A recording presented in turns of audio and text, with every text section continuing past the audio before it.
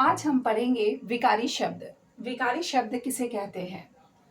तो किसी भी टॉपिक को पढ़ने से पहले उसके शाब्दिक अर्थ को समझना अच्छा होता है, तो वो टॉपिक हमारे लिए आसान हो जाता है।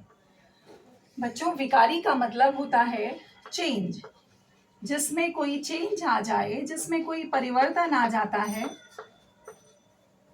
जिसमें कोई परिवर्तन आ जाता है उसे कहते हैं विकारी।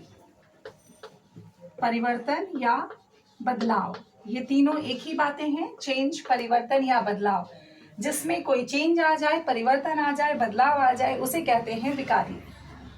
और शब्द तो हम जानते ही हैं, दो या दो से अधिक वर्णों के मिलने से जब कोई निश्चित अर्थ निकलता है, जब कोई सार्थक अर्थ निकलता है तो उसे शब्द कहते हैं। जैसे क, म, ल। जब यहाँ पर तीन वर्ण मिल गए तो ये बन जाता है कमल। अगर दो वर्ण को जोड़ दें तो ये बन गया कम। तो ये हो गया विकारी और ये हो गया शब्द। अब समझेंगे कि विकारी शब्द किसे कहते हैं, क्या परिभाषा है विकारी शब्द की। तो परिभाषा लिखने से पहले हम उदाहरण से समझते हैं तो ये ज्यादा क्लियर हो जाएगा। देखिए, अगर मैं बोलूं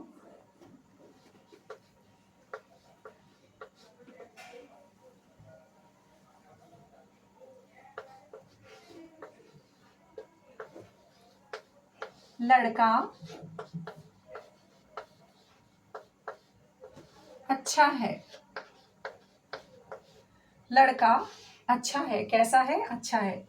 लेकिन अगर यही सेंटेंस, यही वाक्य अगर मैं लड़की के लिए लिखूं तो क्या लिखूंगी? आप क्या कहेंगे? लड़की अच्छी है। अब हम लड़की अच्छा है तो नहीं कहेंगे, अब हम कहेंगे लड़की अच्छी है। तो हमने क्या देखा, इस वाक्य में लड़का क्या है? पुल्लिंग। और इस वाक्य में लड़की क्या है?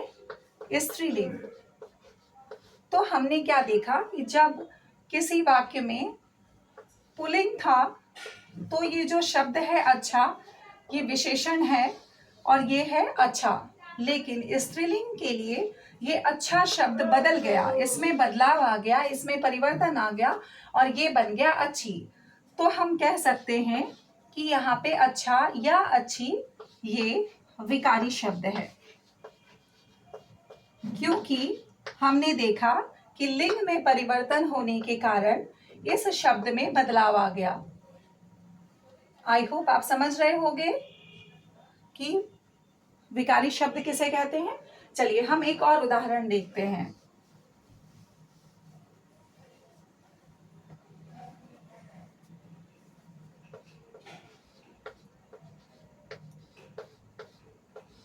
बच्चा अच्छा है। बच्चा अच्छा है। और अगर मैं बोलूं बच्चे अच्छे हैं, तो बच्चे होगा तो हमें लिखना पड़ेगा अच्छे। बच्चे अच्छे हैं। तो अब हमने क्या देखा, बच्चा क्या है? बच्चा लिखने का मतलब क्या है? एक बच्चा, मतलब एक वचन, ये एक वचन है। और दूसरे वाक्य में हमने क्या लिखा? बच्चे। तो बच्चे क्या है? बच्चे बहुवचन है, बहुवचन है। तो इस वाक्य में हमने क्या देखा कि जब एक वचन है बच्चा तो हमने लिखा अच्छा, और जब बहुवचन हो गया बच्चे तो ये अच्छा बदल गया, इसमें परिवर्तन आ गया, इसमें चेंज आ गया, तो ये बन गया अच्छे। तो इसमें हमने क्या देखा कि जब वचन में बदलाव आता है, जब वचन बदलता है, वचन के आधार पर विशेषण शब्द भी बदल गया। वचन के आधार पर विशेषण शब्द भी बदल गया। तो इसीलिए हम कहते हैं कि विशेषण शब्द भी विकारी शब्द होते हैं। और विकारी शब्द का अर्थ क्या होता है? जब किसी वाक्य में लिंग, वचन, काल, कारक आदि के कारण बदलाव आ जाता है, किसी शब्द में बदलाव आ जाता है, परिवर्तन आ जाता है, तो वैसे शब्द को हम विकारी शब्द कहते हैं। अब हम इसकी परिभाषा लिख सकते हैं। आशा करती हूँ आपको बहुत आसानी से समझ में आ गया होगा। अब हम विकारी शब्द की परिभाषा क्या लिखेंगे?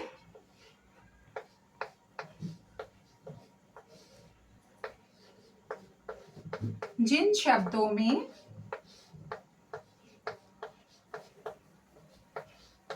लिंग, वचन, काल, कारक के आधार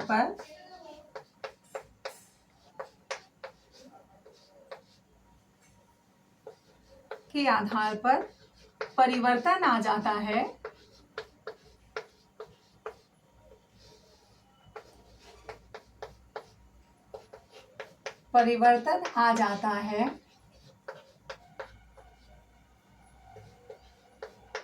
तो ऐसे शब्दों को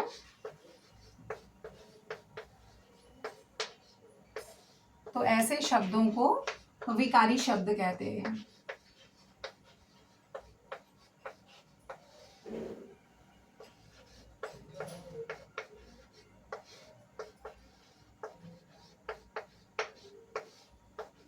तो ऐसे शब्दों को विकारी शब्द कहते हैं।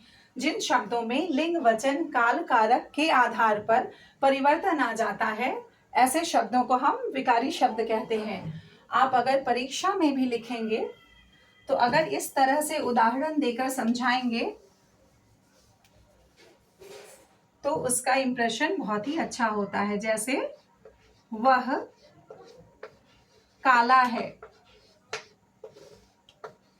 वह काला है। या लिखें हम, और अच्छा होगा यहाँ पर लिखना, लड़का काला है। और दूसरे वाक्य में हम लिख देंगे लड़की काली है। तो हमने यहाँ क्या देखा, यहाँ पे अगर आप ऐसे एरो लगा दो तो इससे यह स्पष्ट हो जाएगा कि ये जो है ये विकारी शब्द हैं। ऐसे आप परीक्षा में लिख सकते हैं।